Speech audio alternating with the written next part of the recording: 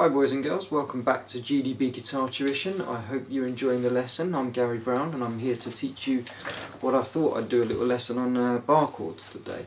And it leads on quite nicely from the power chord lesson. If you haven't tried that, maybe try and have a look at that and come back afterwards. If not, you don't have to have done it. Welcome to join us for this one. Okay.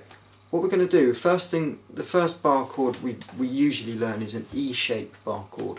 Some people call it an E-string bar chord. That's a bit misleading because you can also do a G-shape bar chord which has a root note on the 6th string also. So I prefer calling it an E-shape bar chord because it looks like an E. Looks like a normal E major chord down the bottom there.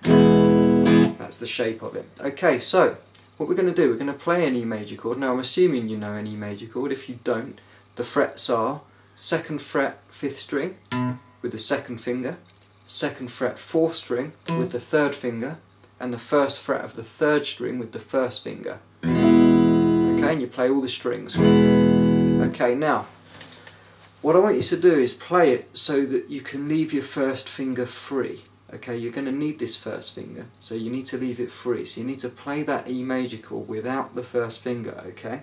So we put the 2nd finger on the 3rd string, 1st fret, the 3rd finger on the 2nd fret of the 5th string, and the 4th finger on the 2nd fret of the 4th string. So it sounds like exactly the same as it did before. Okay, and we'll try to make sure that 1st finger is a little bit out of the way, if you like, but don't put it under the guitar neck. Just keep it straight, pointing up towards the ceiling is fine, but as long as it's not touching the guitar yet. Okay, now one of the first things that I do when I'm teaching this is I just try to get my students to just pick the chord, move it up 1 fret. Don't worry about any barring at all yet. Just move that shape up 1 fret so that it sounds like this. Make sure all the notes are clear. I know it sounds quite dissonant, it sounds a little bit out of tune, but don't worry too much about that because sometimes it's quite nice to experiment with those things just to sort of see what happens. But it's just a physical exercise for now.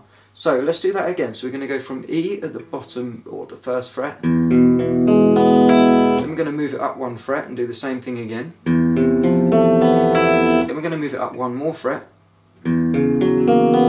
Just keep going.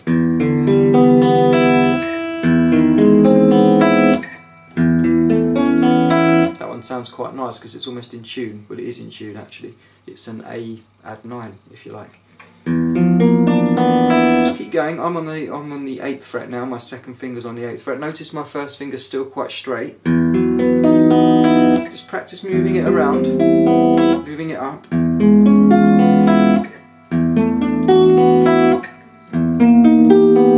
You'll notice when you hit the 13th fret, your 2nd finger's on the 13th fret.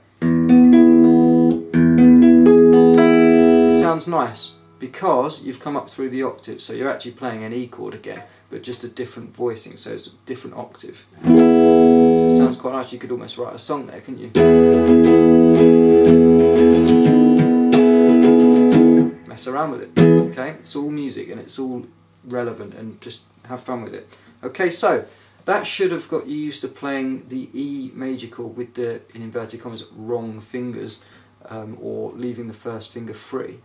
And let's put that on the 6th fret again, the one that sounded quite nice because it's actually an A add 9 chord there with the E in the bass actually, but it's reasonably normal chord actually. So if you just put that on the 6th fret, so my 2nd finger is now on the 6th fret.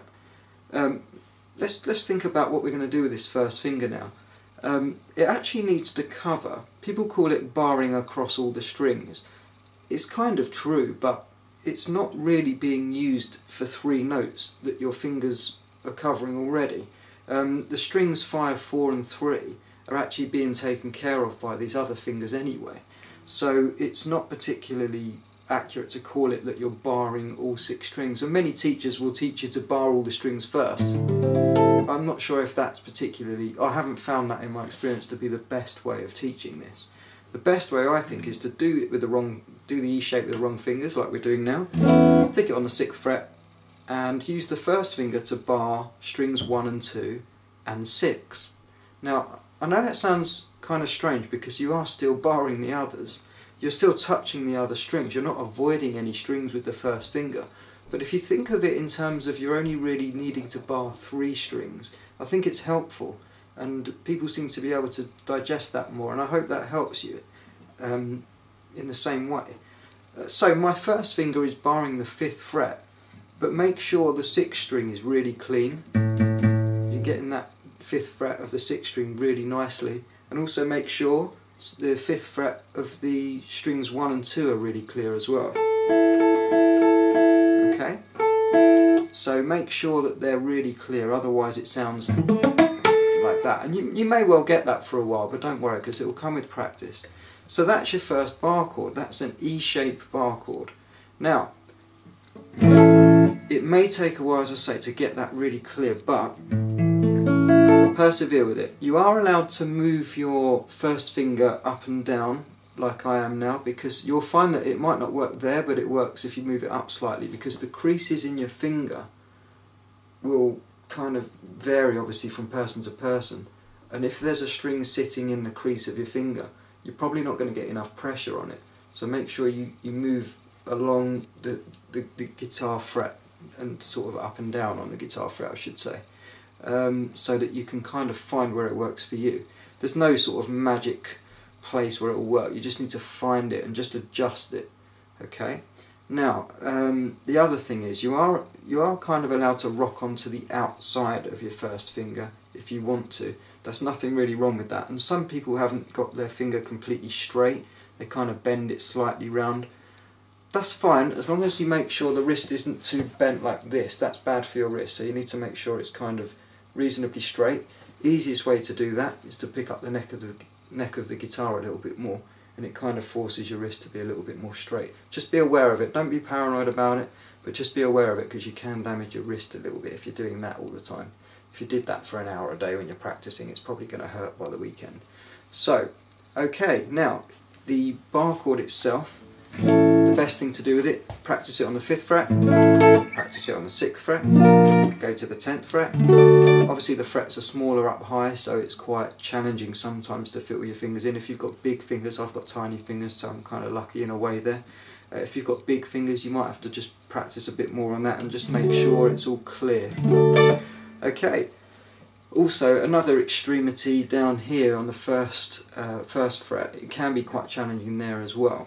And just persevere with it is my advice, and remember, just don't push too hard. It's about moving that finger rather than pushing harder and harder. You find that if you push harder and harder to try and get this chord, it will start to hurt your hand with no obvious improvement in the chord.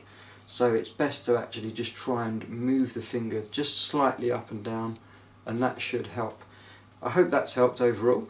I hope that's opened up bar chords for you a little. They will take time. It does take, you know, it can take a few weeks. It took me a few months to get my bar chords reasonably well. If you've got a half decent guitar, if you're playing electric, it can be physically easier to play them. And keep at them and keep practicing, and I'll come back to you with some more bar chord shapes at a later date. For now, I hope you've enjoyed it. It's been great having you here. Enjoy playing. God bless. Goodbye.